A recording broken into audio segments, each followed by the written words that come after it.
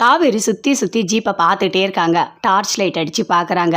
ஐயோ எங்கெங்கே கீறல் விழுந்திருக்கு அப்படின்னு சொல்லிட்டு சுற்றி சுற்றி பார்த்துட்டே இருக்காங்க. என்ன நிறைய இடத்துல இருக்கே, அவர் பார்த்தா திட்டுவாரோ, ஐயோ நல்லா மாட்டிக்கிட்டோமோ அப்படின்னு சொல்லிட்டு அப்படியே பயத்தோடு பார்த்துட்ருக்காங்க.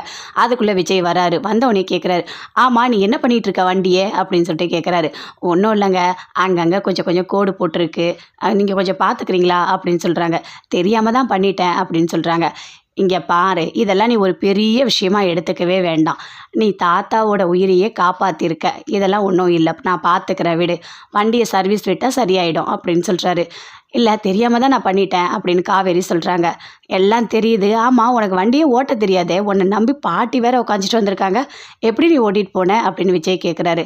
அதை ஏன் பாஸ் சொல்கிறீங்க, எனக்கு பயங்கர டேலண்ட் இருக்கே, அது உங்களுக்கு தான் தெரியல. பார்த்தீங்களா, ஒரு நாள் தான் எனக்கு சொல்லி கொடுத்தீங்க, நான் எப்படி வண்டி ஓட்டினேன்னு பார்த்தீங்களா, சூப்பராக பண்ணுவேன் பாஸ் அப்படின்னு சொல்கிறாங்க. ஆ தெரியுது தெரியுது நீ வண்டி ஓட்டினது எப்படின்னு, வண்டி அங்கங்கே கோடு போட்டிருக்கும் போதே நல்லாவே தெரியுது, சூப்பராக ஓட்டியிருக்க. ஆமாம் தாத்தாவோட உயிரை காப்பாற்றுறோம் நீ நினச்சது ஓகே தான், அதுக்காக ஊரில் இருக்கவங்க உயிரோடு நீ விளையாடக்கூடாதுமா அப்படின்னு விஜய் சொல்கிறாரு காவேரி கிட்ட.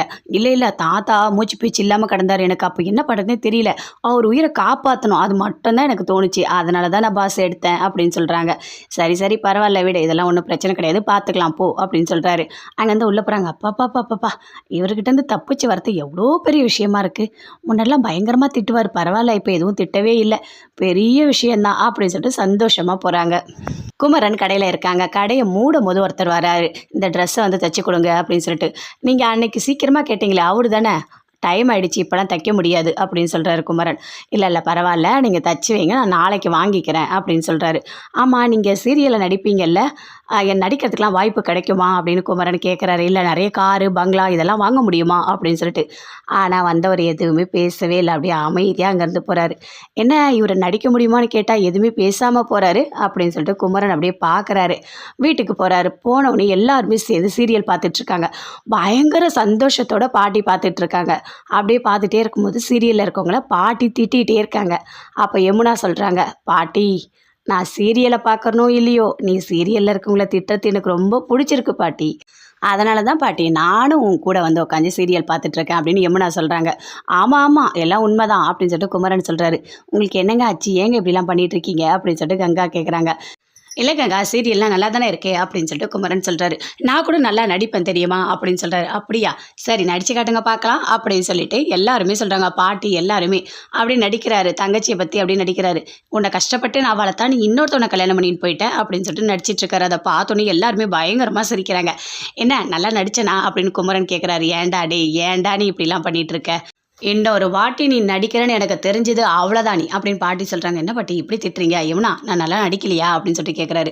ஐயோ எனக்கு வேலை இருக்குது அப்படின்னு சொல்லிட்டு உள்ளே போகிறாங்க. அத்தை நீங்களா சொல்லுங்கள், ஐயோ எனக்கு சமையலில் வேலை இருக்குப்பா அப்படின்னு சொல்லிட்டு போகிறாங்க. என்ன இப்படி எல்லாரும் போகிறாங்க, அப்போ நான் நல்லா நடிக்கலையா அப்படின்னு சொல்லிட்டு குமரன் நினச்சிட்டு அவரும் வெளியே போகிறாரு. கங்கா பயங்கரமாக சிரிச்சிட்ருக்காங்க.